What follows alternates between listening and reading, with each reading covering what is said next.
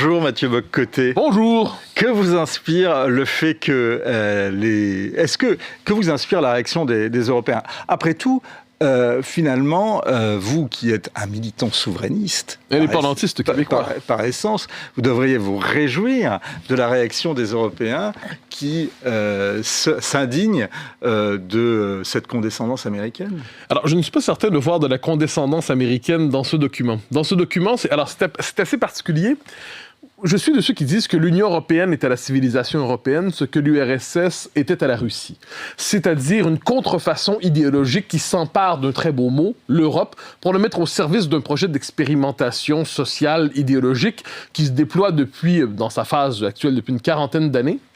Et de ce point de vue, je vois moins dans la doctrine qu'exprime la Maison-Blanche une condamnation de la civilisation européenne, loin de là. D'ailleurs, il y a un attachement pour la civilisation européenne. Lorsqu'on dit « l'Europe ne sera plus européenne dans 20 ans si la tendance se maintient », donc j'y vois davantage le souci d'un ami davantage qu'une ingérence. Oui. Par ailleurs, les Américains, ça ne date pas d'hier, si on veut parler d'ingérence, les Américains, ça ne date pas d'hier qu'ils se mêlent d'un peu de tout partout dans le monde, c'est un fait, mais là, c'est davantage l'expression d'une doctrine géopolitique, davantage qu'une ingérence directe dans les affaires européennes. Non, parce que c'est assez paradoxal, parce que finalement, je commence un peu par la fin de votre livre, d'ailleurs, mais ce document et cette volonté, finalement, en filigrane de vouloir protéger les Européens contre eux-mêmes, est un petit peu contradictoire avec la nouvelle doctrine de Trump, qui est une doctrine, on va dire, pour caricaturer, un petit peu plus isolationniste. Mais dans un chapitre passionnant que vous consacrez au conservatisme américain, vous expliquez que c'est un petit peu plus compliqué. Mais enfin, en tous les cas, Trump incarne cette nouvelle Amérique qui tourne le dos à cet interventionnisme. Et là, on sent que sur ça, ils sont encore un petit peu tentés. Alors, c'est plus complexe, je pense. La doctrine Trump, c'est une doctrine, on pourrait dire, c'est une forme de nationalisme impérial, mais ce n'est plus de l'impérialisme démocratique. Je m'explique. Les Américains, depuis Wilson, depuis le début, depuis la Première Guerre mondiale, sont dans cette idée d'une forme de croisade démocratique. La vocation du monde serait de devenir une vaste Amérique. Donc, l'idée, c'était la répétition des croisades démocratiques, quelquefois pour notre plus grand bonheur. Première Guerre mondiale, Deuxième Guerre mondiale, défense de l'Europe au moment de la guerre froide. Mais après, surtout, la chute du mur de Berlin, les Américains basculent dans une logique néoconservatrice globale. Et dans cette logique-là, que veulent-ils faire? Il y a cette idée d'une démocratisation intégrale de la planète. Mais qu'est-ce que la démocratisation? C'est l'américanisation. Et là, les Américains participent, il y a différentes écoles, mais plaident pour une forme de gouvernance globale sous direction américaine. Ou alors une intervention directe, on l'a vu en Irak par ailleurs. Là, on change de doctrine, on revient à la doctrine Monroe. Que disent les Américains globalement? Il y a le monde, il y a une pluralité de civilisations aujourd'hui, il y a une pluralité d'espaces stratégiques. Nous n'avons ni la vocation, ni les moyens d'être la seule puissance organisatrice du monde. Nous avons par ailleurs un territoire réservé, et je ne dis pas ça avec enthousiasme parce que j'en fais partie. Le Québec, c'est l'Amérique du Nord. L'Amérique, plus largement, c'est l'Empire américain, la souveraineté américaine se déploie à la grandeur du continent, et dès lors, les différents pays vivent sous la tutelle indirecte des États-Unis. Ça, c'est pour l'Amérique. Pour l'Europe, ce qu'on nous propose dans ce document, quoi qu'on en pense, encore une fois, c'est un changement de stratégie, on pourrait dire un changement d'alliance. Les Américains disent deux choses. En ce moment, nous n'avons plus la même conception de la démocratie. Tout comme il y a eu deux Allemagnes, il y a aujourd'hui deux Occidents. Bon, ça, c'est moi qui le dis, mais je le traduis ainsi. Donc, notre conception de la démocratie n'est plus la même. Notre conception de la liberté d'expression n'est plus la même. Notre conception de la croissance et de l'économie n'est plus la même, mais plus du tout. Nous sommes en train de connaître une forme de schisme aujourd'hui. Dès lors, si nous voulons demeurer alliés, eh bien, nous devons voir ce que nous avons encore en commun. Et de ce point de vue, les Américains mettent à jour, en fait, leur réseau d'alliances et se demandent dans quelle mesure l'Europe occidentale, l'Europe, se veut encore alliée avec les États-Unis. On peut s'en désoler, on peut condamner, mais c'est ainsi qu'on doit comprendre cette politique. Je continue par la fin de votre livre. Vous consacrez un chapitre passionnant à l'irruption de Milley et au renouveau du courant libertaire. J'en parle parce que ça rentre pas mal en écho avec les débats budgétaires actuels. Vous évoquez d'ailleurs le mouvement en France des Nicolas qui paye. Mais si je vous ai bien compris, finalement, vous ne croyez pas à une révolte des contribuables. En fait, la mouvance libertarienne qui renaît aujourd'hui, la mouvance libertarienne, en gros, ce n'est pas, quoi qu'on en dise, de l'anarcho-capitalisme. C'est une mouvance qui elle reconnaît les fonctions régaliennes de l'État, qui reconnaît l'existence de l'État. On n'est pas ici dans une forme d'anarcho-capitalisme du type enfermé dans son ranch qui se dit « no trespassing », personne ne va entrer chez moi.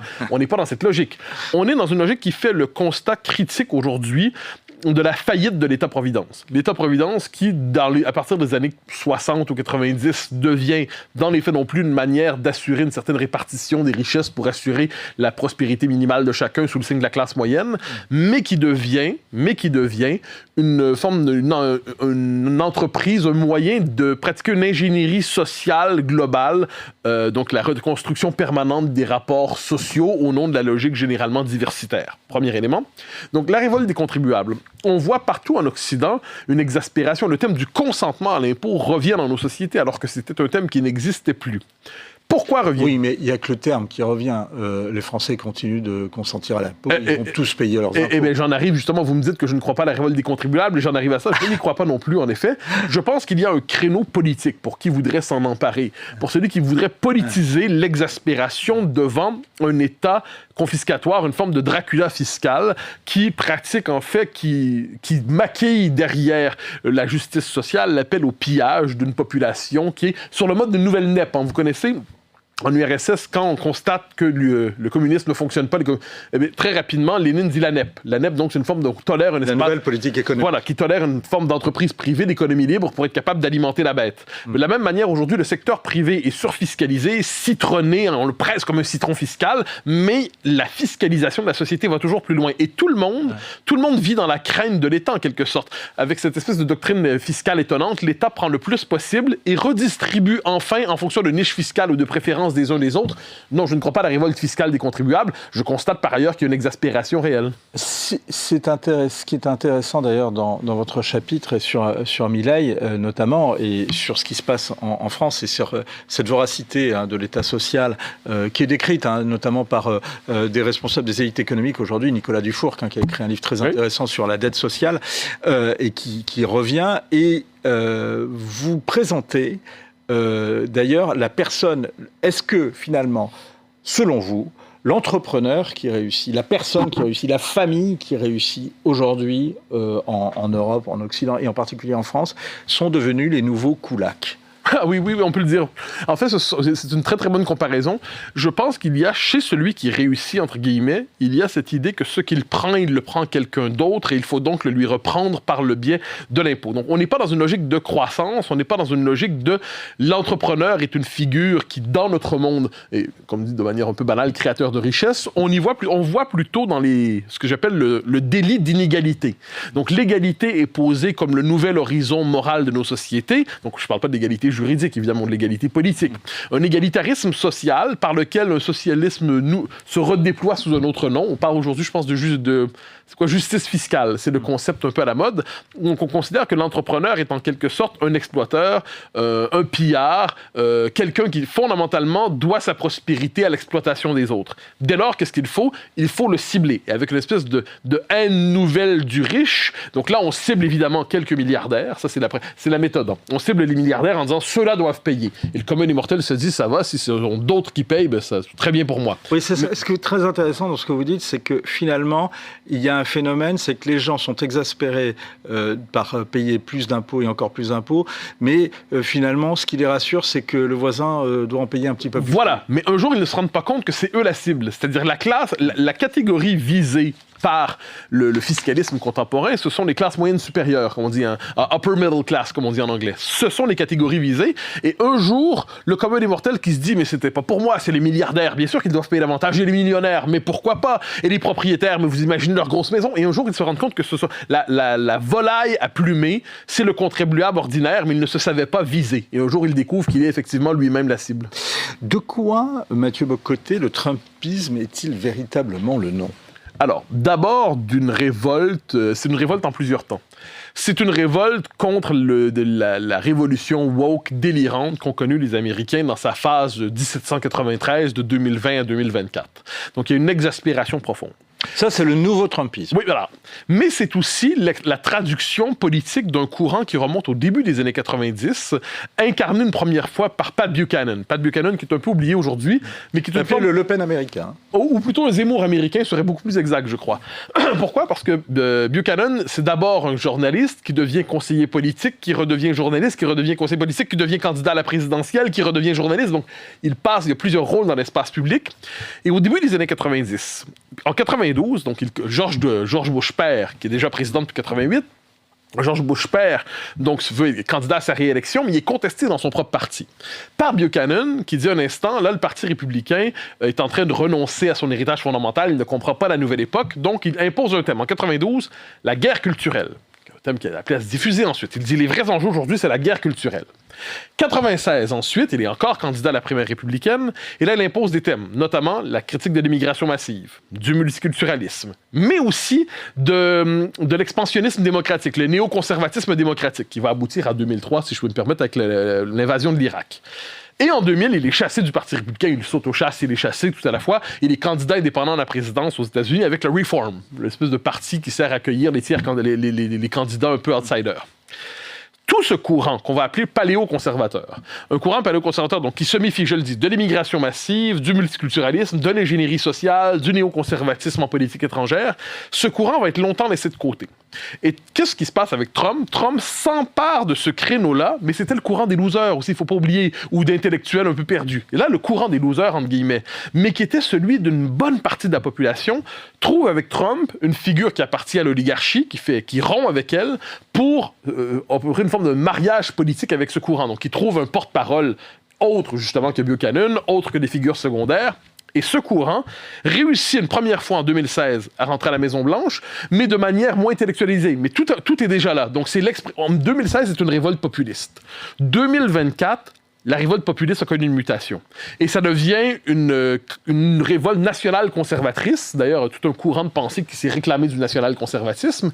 Pourquoi je dis tout ça? Ce que vous dites aussi, c'est l'alliance des identitaires et des libertaires. Oui, ou des libertariens. Parce que libertaires, c'est pas... Et j'ajouterais une chose sur Trump. Le personnage lui-même est fort désagréable, tous en conviennent. Il est brutal, il y a vulgaire, il y a un côté aventurier mégalomane, il tolère mal l'idée qu'on puisse ne pas être d'accord avec lui. Donc tout ça est vrai. Et j'ajoute que lorsqu'on est voisin des États-Unis, québécois, vivre aux marges de l'Empire n'est jamais chose agréable. Donc je dis tout ça, mais je pense qu'on doit chercher à comprendre le phénomène Trump, quitte à le condamner ensuite. Mais le problème, c'est trop souvent le commentariat se contente de condamner pour ensuite chercher à comprendre une fois la condamnation passée. Je pense que cette méthode n'est pas fructueuse intellectuellement. Bon, finalement, si je vous comprends bien, en tant que Québécois, vous n'êtes pas trumpiste. Ah non! Je vous rassure, nationaliste conservateur, si on veut intellectuellement, assurément. Moi, je me définissais comme ça bien avant que le terme, d'ailleurs, n'apparaisse médiatiquement. Est-ce que, justement, on n'est pas au cœur de ce que les libéraux et les progressistes que vous abhorrez critiquent, justement, chez les patriotes, chez les identitaires, chez les nationalistes, etc. Ils disent, les nationalistes, ils ne sont pas capables de se unir entre eux, puisque finalement, si on va jusqu'au bout de leur logique, ils finissent par se battre entre eux. Moi, je n'ai pas envie de me battre avec qui que ce soit. Je constate simplement... Mais Trump, il a envie de le personnage, c'est pour ça que je dis... Mais l'idéologie Trump, que ce soit pas Trump ou quelqu'un d'autre, peut-être demain J.D. Vance. Oui, mais alors c'est deux choses différentes. Je pense que la mouvance nationale conservatrice, donc globalement, la doctrine, on pourrait la résumer ici, restauration de la souveraineté nationale, défense de l'identité nationale, une identité nationale définie non plus en termes strictement administratifs ou juridiques, mais de manière plus substantielle, historique, identitaire, si on veut. Un sens de la frontière. Une maximisation de la liberté d'expression, parce qu'en Europe, il y a quand même une petite tentation, de temps en temps, une tentation de soviétisation de la liberté d'expression. Une critique les conservateurs n'ont jamais été très à l'aise avec la liberté d'expression. Ah, ça, je suis pas d'accord. Depuis le début des années 90, à partir du moment où les questions du politiquement correct s'imposent, la défense de la liberté d'expression est au cœur du programme conservateur. Il a fallu les années 90 et il a fallu que les progressistes prennent le pouvoir pour que les conservateurs redécouvrent la liberté d'expression. Je serais pas nécessairement d'accord avec vous. Je pense que la tentation de la morale qui s'impose par le droit, ça existe dans toutes les sociétés. société. Mais depuis que le thème de la liberté d'expression s'est imposé dans nos sociétés, les conservateurs en ont fait leur drapeau. Et pas seulement parce qu'ils en sont privés. Parce qu'il y a dans le conservatisme, je crois, une différence de fond avec le progressisme. Le progressisme est une révélation. C'est une forme de nouvelle révélation religieuse. Nous avons la doctrine qui permet la rédemption du genre humain. Le conservateur sait que fondamentalement, le mal est dans le cœur de l'homme. Le mal comme le bien d'ailleurs. Donc, il se dit qu'aucune doctrine n'a le monopole du vrai, du juste et du bien. Et dès lors, la délibération dans l'espace public est la meilleure manière de progresser comme société, plutôt que de confier à une caste, quelle qu'elle soit, le parti, la technostructure, la technocratie, je ne sais quel mouvement, les cours suprêmes, la responsabilité de piloter la transformation sociale. Entre les deux Occidents, l'Occident progressiste surnormisé, qui fait ce que vous appelez de l'ingénierie sociale, c'est-à-dire qu'il essaye de créer une société à partir de normes et d'idéologies et de contraintes, incarnées par l'Europe, et en particulier l'Europe de Bruxelles, et l'Occident conservateur, libertarien et identitaire trumpiste, lequel des deux va gagner selon vous ? J'ai plutôt l'impression on est appelé pendant un temps à connaître une forme d'affrontement durable entre deux modèles potentiellement irréconciliables. Je pense qu'il faut prendre au sérieux l'idée d'une faille atlantique qui deviendrait un schisme atlantique. Ensuite, pourquoi je vous dis ça? Parce qu'en Europe occidentale, la mouvance nationale conservatrice ou populiste, qui s'exprime sans le côté délirant du trumpisme, c'est-à-dire sans les excès du personnage, cette mouvance, on est avec une élite aujourd'hui en Europe qui cherche à mater juridiquement, administrativement, financièrement cette mouvance conservatrice en se disant que ces gens-là, s'ils arrivent au pouvoir, les populistes, eh bien, ça viendrait fondamentalement déstabiliser le modèle européen. Donc, une tentation autoritaire aujourd'hui en Europe contre ceux qu'on appelle les nationaux conservateurs ou les populistes. Et cette tentation autoritaire n'est pas suffisamment nommée. Et c'est pour ça que j'en ai beaucoup parlé dans ce livre, pour chercher à comprendre le moment autoritaire, certains disent le centrisme autoritaire, mais le moment autoritaire de l'extrême centre. Très rapidement, Mathieu Bock-Côté, est-ce que cette faille entre les deux Occidents n'est pas le signe clinique de la fin de l'Occident et le règne d'un Sud global sous l'égide de la Chine? C'est tout à fait possible. Le dernier chapitre du livre, c'est est-ce que finalement, on n'est pas en train de... La fin du cycle de 1492, l'esprit du monde quitte l'Occident, donc l'Occident est désormais une province périphérique à l'échelle de l'histoire. Peut-être est-ce notre sort, mais vous me permettrez de ne pas m'y résoudre. C'est décapant, c'est dérangeant, c'est intelligent, c'est puissant, c'est à lire absolument, c'est du Mathieu Bock-Côté. Les deux Occidents, presse de la Cité, c'est à lire. Merci beaucoup Mathieu. Merci à vous. C'est fini, rendez-vous demain avec Anne-Emmanuel Isaac.